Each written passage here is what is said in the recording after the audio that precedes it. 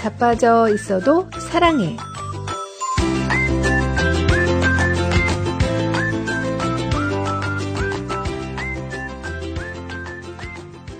안녕하세요. 미주 복음방송 자빠져 있어도 사랑해. 저희는 제임스 장, 크리스틴 장입니다. 개와 늑대의 시간이라는 말이 있는데요. 어디서 많이 들어보셨죠? 네, 우리나라 드라마에서도 이런 제목이 있었던 것 같아요. 맞아요. 그런 제목이 드라마가 있었는데 네. 이 말은 원래 프랑스 양치기들 사이에서 유래된 프랑스어 표현인데요. 어스름하게 해가 뜨거나 질 무렵 또 앞에 있는 언덕 너머로 다가오는 어떤 짐승의 실루엣이 이 내가 기른 개인지 또 나를 해치러 오는 늑대인지 분간하기 어려운 시간대를 가리킨다고 해요. 그러니까 어둠과 밝음의 경계가 아주 모호한 시간을 지칭하는 말로 불확실성을 의미한다고 합니다. 네, 오늘은 불확실한 시대에서 어떻게 그리스도인이 믿음으로 확실한 삶을 살 수 있을지 나눠보려고 하는데요. 사실 불확실한 시대라는 것은 지금뿐만 아니라 인류가 존재했을 때부터 그랬을 것 같아요. 맞아요. 항상 불확실했죠. 네, 동굴에 살았을 때도 언제 어느 때 짐승들의 공격이 있을지 몰랐을 것 같고요. 그러니까요. 근데 네. 하지만 분명한 것은 이 점점 변화의 속도가 빨라지고 있다는 거죠. 그렇죠. 뭐 옛날 말 타고 가마 타고 다니던 시절과 비행기 타고 다니는 시절을 비교한다면 확실히 속도가 다르죠. 네. 그런데 사실 요새는 불확실성의 시대도 아니래요. 요새는 불확실성을 훨씬 뛰어넘어서 초불확실성의 시대에 살고 있다고 해요. 그래요? 초불확실성이에요? 네. 매일매일 세상이 얼마나 휙휙 바뀝니까? 쌍둥이도 세대 차이가 난다고 할 정도인데요. 네, 그렇게 앞날이 불확실하다는 것은 우리에게 불안과 두려움을 줄 수밖에 없는데요. 과거에 인류가 겪은 예상치 못했던 굵직한 재앙들을 생각해봐도 그렇습니다. 당장 코로나도 그렇죠. 우리가 상상이나 했어요? 대명천지에 전 세계인들이 동시에 집에 갇혀 있어야 하는 초유의 사태가 벌어졌고, 더 과거로 가보면 1차 세계대전이나 2차 세계대전이 있었고요. 매년 세계적으로 지진이나 쓰나미, 홍수, 기근, 기후변화 등 무슨 일이 어떻게 벌어질지 모르는 세상을 우리는 살고 있죠. 네. 이렇게 세상이 흉흉하다 보니 앞일을 모르는 데서 오는 두려움이 자꾸 생기는데요. 나폴레온 힐이 쓴 책 생각하라 그리고 부자가 되어라에는 인간에게는 누구나 공통적으로 6가지의 두려움이 있다고 합니다. 제가 한번 소개해드려 볼게요. 네, 네. 첫 번째는 이건 순서하고는 상관이 없는 네. 거예요. 첫 번째는 가난에 대한 두려움. 가난에 대한 두려움. 네. 그렇죠. 갑자기 내가 수입이 없어진다든가. 네. 그죠. 먹고 살 게 없으면 그것이 주는 두려움이 엄청 크죠, 또. 너무 크죠. 네. 특히 이제 특히 가장 입장에서는. 가장 입장에서는. 네. 맞아요. 또 저도 부모 입장에선 또 자녀를 키우고 있으니까 저는 괜찮은데 또 자녀들한테 이제 또 어렵게 해줄까봐 그런 두려움이 있고 또 두 번째는 또 비판에 대한 두려움. 비판에 대한 두려움. 네. 사람들은 누구나 또 인정받고 싶은 그것이 이제 본성인데, 인정은커녕 또 네. 이제 누군가가 나를 비난하거나 비판하거나 그렇죠. 잘못했다고 하거나 그랬을 때 느끼는 두려움이 있겠죠? 특히나 요즘 세대는 또 그 명예를 또 더 중요하게 생각하잖아요. 먹을 맞아요. 것보다. 맞아요. 그런데 내 명예를 또 이렇게 해치는 네. 어떤 누가 나를 비판한다든가 어떤 내가 꼬투리가 잡혔다든가 맞아요. 이랬을 때 받는 그 두려움이 크죠. 또 있죠. 네. 세 번째는 질병에 대한 두려움. 예. 누구나 이것도 그렇겠죠. 아프거나 또 그것 때문에 입원하거나 힘든 그런 상황이 되면 또 못 고치는 병이 생길 수도 있고. 예, 맞아요. 너무 또 수명이 또 길어져서 좋은 것도 있지만 네. 또 과학이 발전하다 보니까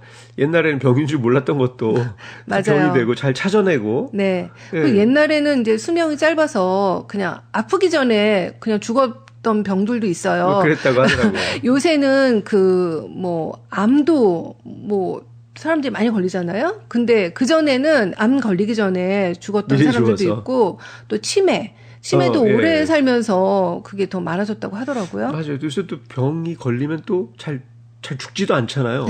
근데 오래 어쨌든 아프죠. 오래 아프고 네. 그래서 그런 걱정이 많죠. 네. 그리고 네 번째는 사랑하는 사람을 잃을지도 모른다는 두려움. 이것도 되게 너무 크죠. 그렇네요. 예.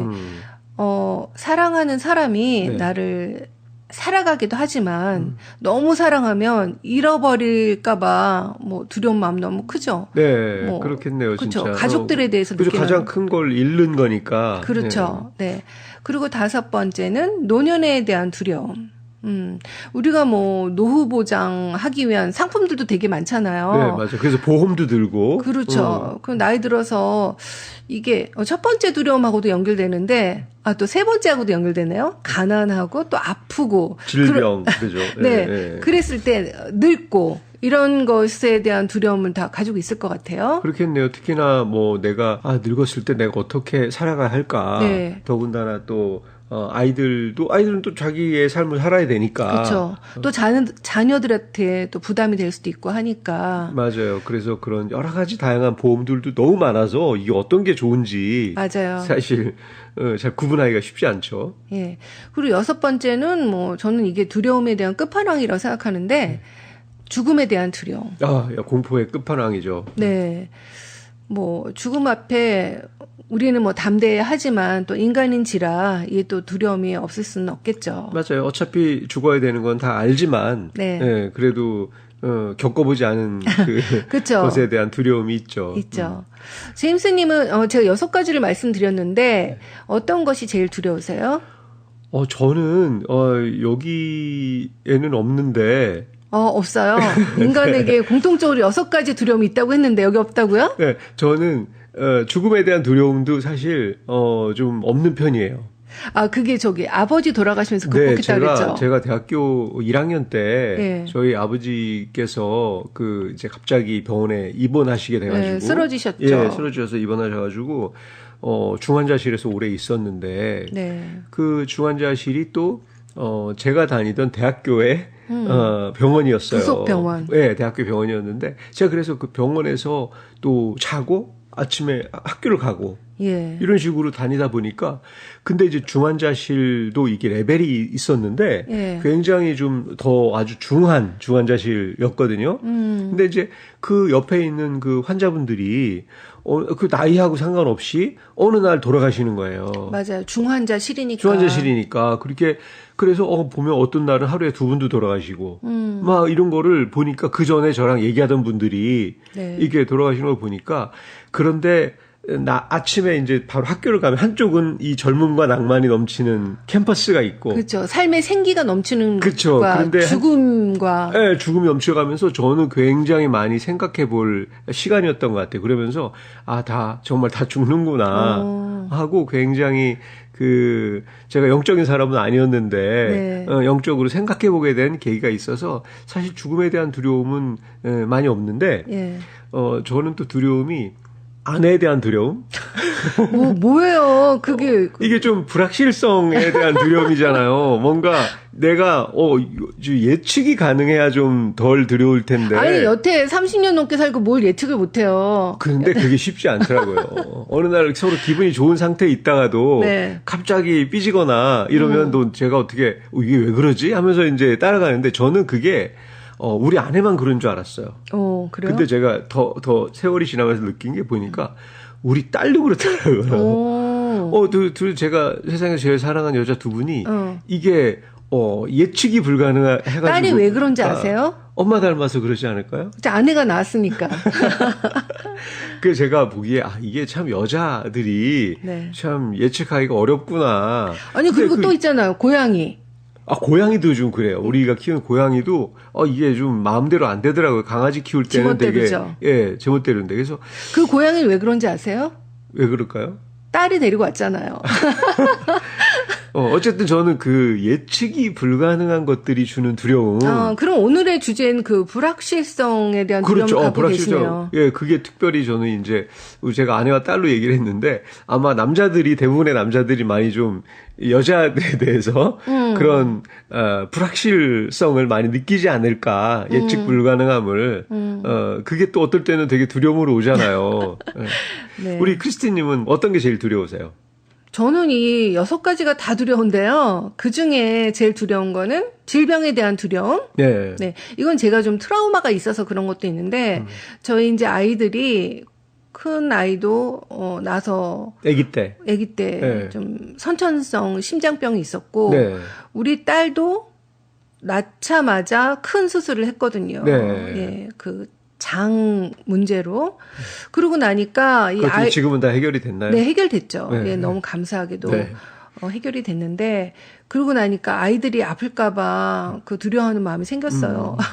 근데 이제 얼마 전에도 우리 아들도 입원했었고 갑자기 우리 딸도 갑자기 입원해서 수술했잖아요. 네.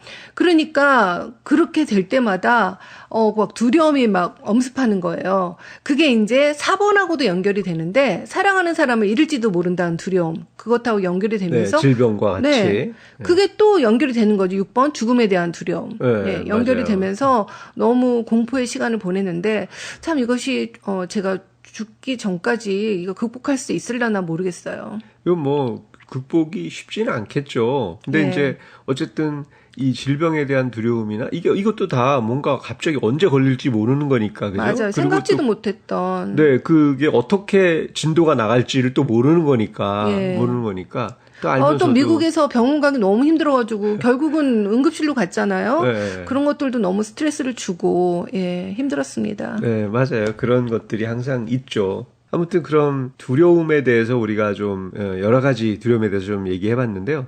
여기서 우리 찬양 한 곡 듣고 다시 돌아오겠습니다. 오늘 들려드릴 찬양은 새 찬송가 414장 이 세상은 요란하나.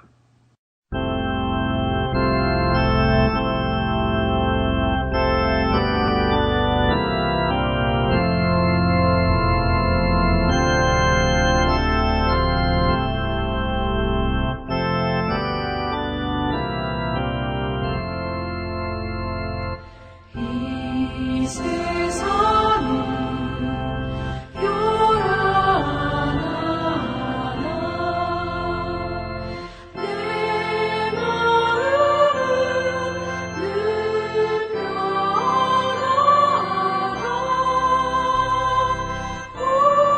우주일 듯 주의 말이 참 기쁨이 내 것일세 이 세상은 늘 변하고 험악하니 참 많으나 주 은혜만 생각하니 참 기쁨이 내 것일세 육신의 눈 못 볼 때에 신령한 눈 곧 밝히사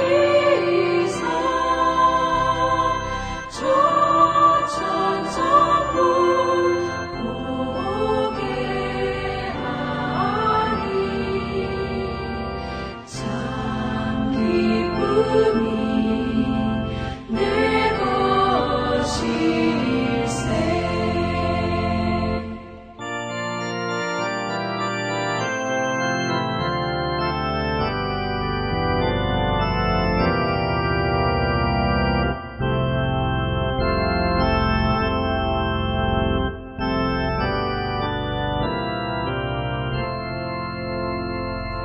내 마음과 내 영혼이 모든 욕심 다 버리고 주 은혜로 성별하니 참 기쁨이 내 것일세 이 육신의 복락보다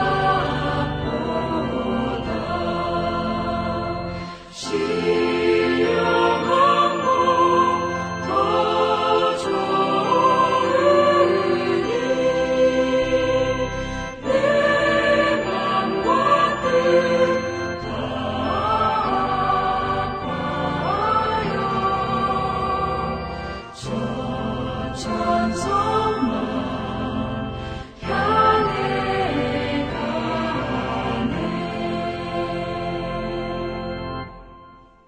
저희가 인간의 기본적인 6가지 두려움을 소개해 드렸는데요.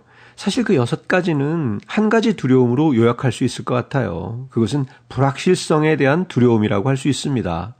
인간의 뇌는 불확실한 것에 대해서 특별히 취약하다고 하고요. 게다가 모든 부정적인 가능성을 상상할 수 있는 능력이 있어서 최악의 시나리오를 상상하고 여기에 집착하는 경우가 많죠. 네, 2008년 암 간호학지에 실린 한 연구를 보면 유방암 진단 결과를 기다리는 여성들의 불안증 정도가 유방암 확진을 받은 여성들보다 더 높았다고 합니다. 그래요. 그럴 수도 있겠네요. 네, 그럴 것 같아요. 확실히 기다리기 전까지 그 공포감이 있죠. 주사 맞기 전에 그렇죠. 느끼는. 뭔지 모를 때 더 네. 두렵죠.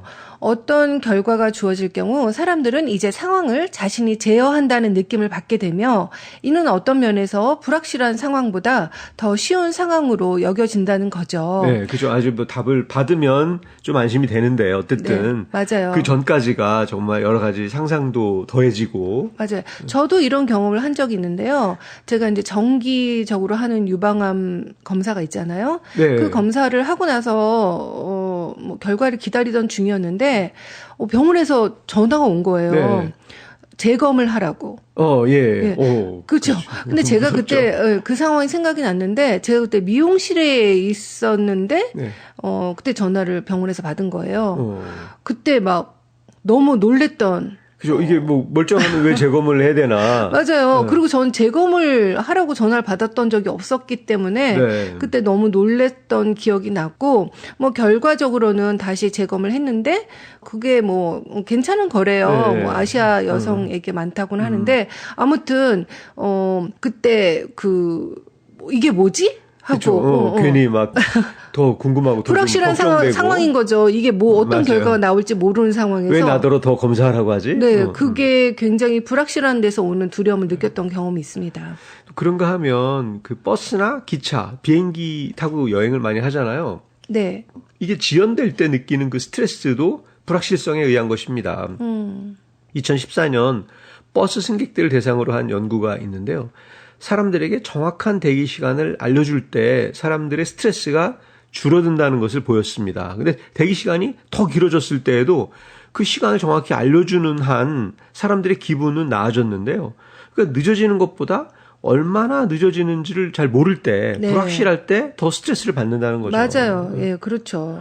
저희가 작년에 왜 한국 갔었는데 맞아요. 한국 그 버스 정거장마다 버스가 언제 올지 이 전광판처럼 네. LED로 보여주더라고요. 맞아요. 뭐 5분 후에 도착, 3분에 도착하고 네. 또 좀 늦어지면 뭐 늦어진다고 표시가 바로바로 나오고. 저는 그게 진짜 감동적이었어요. 어떻게 이렇게 배려를 해주시는지. 그죠. 네. 그 아마 땅이 좁아서 더 그럴 수도 있지만 아주 정확하게 예측을 해서. 네, 미국에서 그런 거 못 보다가, 야, 우리 한국에 대해서 너무 자부심이 생겼던 경험이었습니다. 그렇죠. 그 네. 교통은 참 저희가 또 얼마 전에 저희 이제 지인들과 함께 미국에서 이제 기차여행을 한번 하려고 네, 같이. 기차역에서 정말 오랜만에 미국 기차를 타고 네. 여행하려고 만났는데 이 열차가 그 연착이 된 거예요. 그렇죠. 돼가지고 그런데 이제 기차가 우리 기다리는 시간에 역에서 플랫폼에서 기다리고 있는데 열차가 안 오는 거예요. 네. 안 오는데 이게 뭐 30분이 지나도 안 오고 아니, 늦어져도 보통 늦어지는 게 아니었어요. 1시간이 그때. 지나도 안 오는데 그때 집에 가려고 그랬잖아요. 무슨 알림이 없는 거예요, 전광판에. 뭐 아는 사람도 없고. 거기 그렇죠. 뭐 아는 사람 그 영무원한테 물어봐도 오피스도 문을 닫아놨었어요. 그때 들어가지도 못하게. 맞아요. 영무원들한테 물어봐도 잘 모른다고 하고. 그리고 그러니까 사람들이 이제 승객들이 요새는 이제 그 셀폰으로 막 검색해 보잖아요. 네. 하니까 뭐 그 근처 어디서 기차 사고가 있어가지고 네. 그랬다고 해서. 그러면 좀 알려줘야 될 거 아니에요. 맞아요. 거의 1시간 늦게까지 연착이. 우리가 됐는데도. 얼마나 기다렸죠 그때? 이유도 모르고. 정확히 1시간 넘게 1시간 기다리지 넘게 않았어요? 기다렸어요. 예. 야, 그때 그래서 우리 진짜 가야 되겠다. 그냥 근처 어디 가서 커피집 가서 그냥 커피나 마시자. 그냥 그러던 차에. 그렇죠. 기차가 와서. 이게 뭐 2시간을 기다려도 기다려야 되는 이유를 알려주고 이게 뭐 1시간 반이면 옵니다. 네. 하고 예측을 할 수 있게만 좀 알려준다면 훨씬 더 좀 다른 마음 계획을 편안하게 기다릴 수 있을 텐데 있죠. 아무런 그 어떤 알림이 없이 그러니까 불확실한 게 참 더 스트레스를 준다는 것 같아요. 맞아요. 그래서 이렇게 스트레스를 주는 것이 불확실성인데 사람들은 불확실성에 대해 각자 다른 방식으로 대처를 하는 것 같아요. 안타까운 점은 많은 이들이 별로 효과적이지 않은 방식을 택한다는 것입니다. 첫째는 걱정입니다. 일단 불확실하면 네. 걱정이 되죠. 많은 이들이 그 문제를 걱정하는 것으로 불확실성에 대응하는 경향이 있는데요. 이것도 대응이라고 할 수 글쎄, 있나요? 대응. 이것도 대응이네요. 그러고 보니까. 불확실하면 일단 걱정하는 거. 네. 이들은 걱정을 하면 불확실성 이후에 나타날 일들을 대처할 수 있을 거라고 생각하기도 합니다. 하지만 이는 사실이 아닙니다. 걱정을 많이 할수록 그 문제를 해결할 수 있는 자신의 능력에 대한 자신감이 줄어들면서 그들이 생각하는 해결책이 실제 문제를 해결할 가능성도 작아진다는 것을 발견했습니다. 그렇겠네요. 막 걱정한다고 해결될 건 아무것도 없으니까. 네, 걱정하면서 에너지를 다 쓰는 거죠, 거기다가. 그렇죠. 예, 그러니까 실제 문제를 해결할 힘이 없는 거죠. 아주 너무 불확실해서 너무 걱정하다 보면 네. 사실상 문제를 해결하는 데 들 에너지가 네, 없어진다는 이미 그 거죠. 단계에서 기진맥진을 하는 네. 거죠. 또 두 번째는 도움이 될 수 있는 새로운 정보를 계속 찾아다닌다는 거예요. 그 2009년에 BMC라는 어떤 공중보건 저널에 실린 한 연구에 따르면 사람은 제한된 양의 정보만을 처리할 수 있어서 새로운 정보를 너무 많이 받아들이면 또 혼란을 느낀다고 합니다. 그게 또 더 큰 불확실성을 경험하게 된다는 거죠. 예를 들어서 암 환자들이 암에 관한 정보를 막 찾아다니잖아요. 근데 결국 너무 많이 정보가 나오니까 네. 이게 또 좌절하게 되고 더 큰 혼란을 느끼게 된다는 겁니다. 네. 그러니까 정보가 너무 많은 게 혼란을 주고 더 이제 좌절하게 된다는 게 이게 좀 헷갈리기도 네. 하고 이게 어떤 게 맞는지도 또 잘 모르겠고. 맞아요. 저도 이 비슷한 경험을 해본 적이 있는데 네. 음식이요.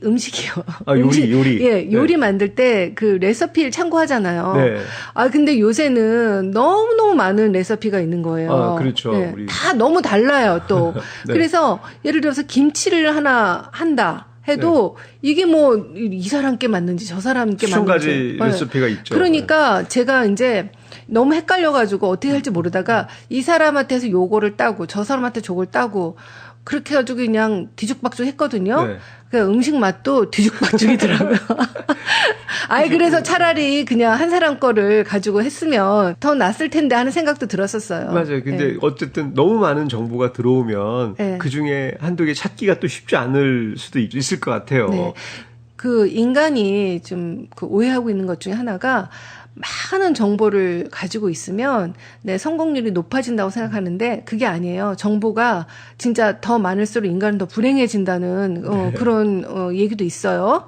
네, 저도 달리기를 하고 있어서 뭐 이거 어떻게 하면 또 잘 달리고 건강하게 해피런을 할 수 있을까 네. 뭐 정보를 여기저기 찾아보고 있는데 달리기에 대한 정보도 또 우리 마라톤 대회 많이 하잖아요 요새는. 네. 너무너무 많은 거예요. 이 사람은 이런 방식이 좋다고 하고 또 저런 방식이 좋다고 하고 그래서 이게 너무 많으니까 어떤 게 맞을지 사실 좀 헷갈리기도 하고 그렇죠. 예, 그 일일이 다 테스트 해볼 수도 없잖아요. 네. 예, 그래서 어쨌든 제가 보고 이 중에 이런 거 좀 그래도 말이 되겠다 네. 하는 것들을 좀 찾아서 말씀하신 요리처럼 저도 이 부분 저 부분 좀 발췌해서 네. 모아서 좀 필요하다고 생각되는 것만 찾아서 네. 사용하고 있는 식으로 네. 쓰고 있습니다. 예, 뭐 달리기는 진짜 그 방법이 여러 가지일 수밖에 없는 게 나도 달려봤다라고 그렇죠. 해볼 수 있는 사람이 너무 많잖아요. 나는 한 번도 안 달려봤다 이런 사람보다는 맞아요. 달리기 선수를 했던 분들도 또 스타일이 좀 다르기도 하고 네. 자기만의 그런 게 있겠죠. 네. 자, 그렇다면 성경에 나오는 인물들은 불확실한 상황에 어떻게 대응했는지 궁금해지는데요. 먼저 아브라함이 있죠. 창세기 12장에서 하나님은 아브라함에게 너는 너의 고향과 친척과 아버지의 집을 떠나 내가 내게 보여줄 땅으로 가라고 말씀하셨습니다. 아브라함은 하나님이 어떤 땅으로 인도할지 구체적으로 알지 못했음에도 불구하고 그 말씀에 믿음으로 순종하여 새로운 땅을 향해 나아갔습니다. 네, 그리고 요셉이 있습니다. 요셉은 어린 시절 형들에게 미움을 받아 노예로 팔리고 나중에는 억울한 죄로 감옥에 갇히는 등 아주 불확실하고 어려운 상황을 겪었죠. 그러나 그는 하나님을 신뢰하며 매사에 충실했고요.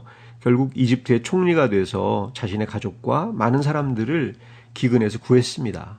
그의 삶은 여러 차례의 고난과 불확실성을 겪었지만 끝까지 믿음을 가지고 나아간 예죠. 네. 또한 다윗은 어린 시절 양치기였고 사무엘이 그에게 기름을 부어 이스라엘의 왕이 될 거라고 예언했지만 그가 즉시 왕이 된 것은 아니었습니다. 오히려 사울 왕에게 쫓기며 긴 시간 동안 도망 다녀야 했습니다.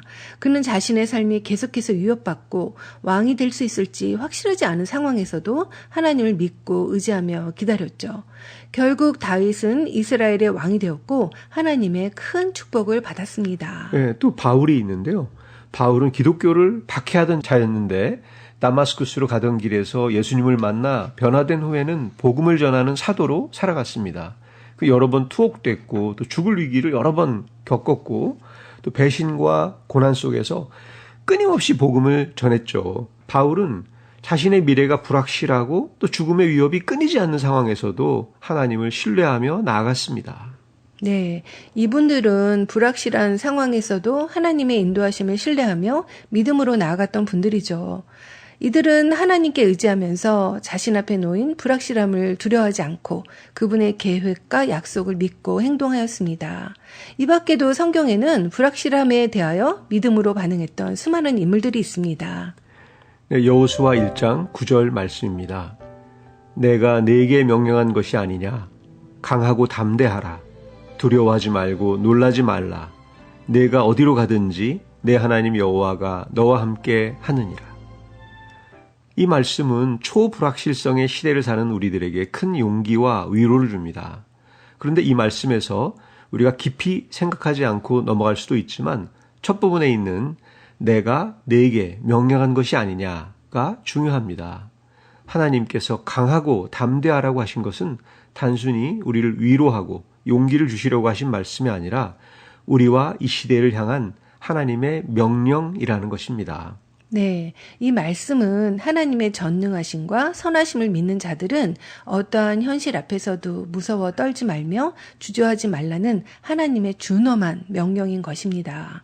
이 말씀은 또한 명령으로 끝나지 않고 이 명령을 우리가 순종해도 되는 이유, 곧 내 하나님 여호와가 너와 함께 하시느니라는 약속도 함께 주십니다. 네, 그 초불확실성의 시대에 우리가 어떻게 살아야 하는가라는 질문을 받는다면 지금 우리의 상황은 한치 앞을 볼 수도 없지만 여호와 하나님이 함께 하시기에 요셉처럼 감옥에 있으나 담대할 수 있고 다윗처럼 도피하고 있으나 두려워하지 않는다고 고백할 수 있습니다. 하나님이 함께 하시기에 지금 우리의 삶은 확실하고 괜찮습니다. 그러니까 안심하고 살아가는 저희와 여러분이 되시면 좋겠습니다. 그럼 투 미니스트리가 부르는 내 영혼은 안전합니다. 들려드리면서 저희는 물러가겠습니다. 미주 복음방송 자빠져 있어도 사랑해. 다음 주일 1시 반에 또 만나요.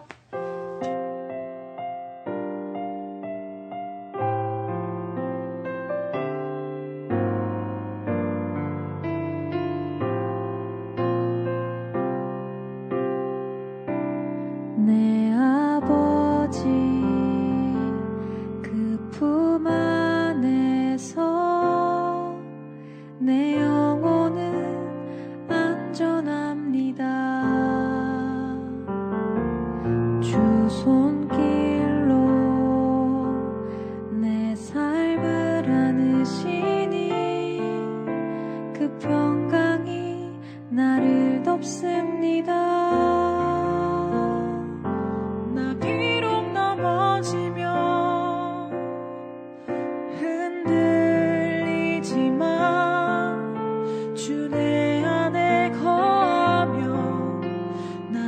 붙드시니 내 생각을 주께로 돌리고 주시는 평강의 옷을 입습니다.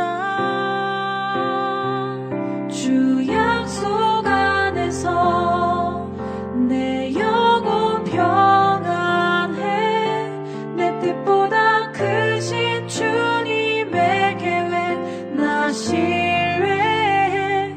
두려움 다 내려놓고 주님만 의지해.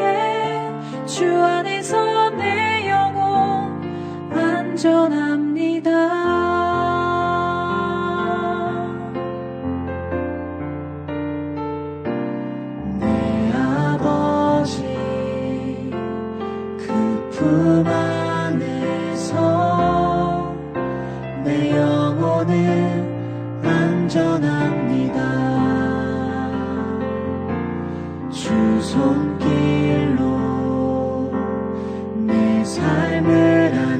붙드시니 그 평강이 나를 덮습니다. 나 비록 넘어지며 흔들리지만 주 내 안에 거하며 나를 붙드시니 내 생각을 주께로 돌리고 주시는 평강의 옷을 입습니다. 주 약속 안에서 내 영혼 평안해. 내 뜻보다 크신 주님의 계획 나 신뢰해. 두려움 다 내려놓고 주님만 의지해. 주 안에서 내 영혼 안전합니다. 주 약속 안에서 내 영혼 평안해. 내 뜻보다 크신 주님의 계획 나 신뢰해. 두려움 다 내려놓고 주님만 의지해. 주 안에서 내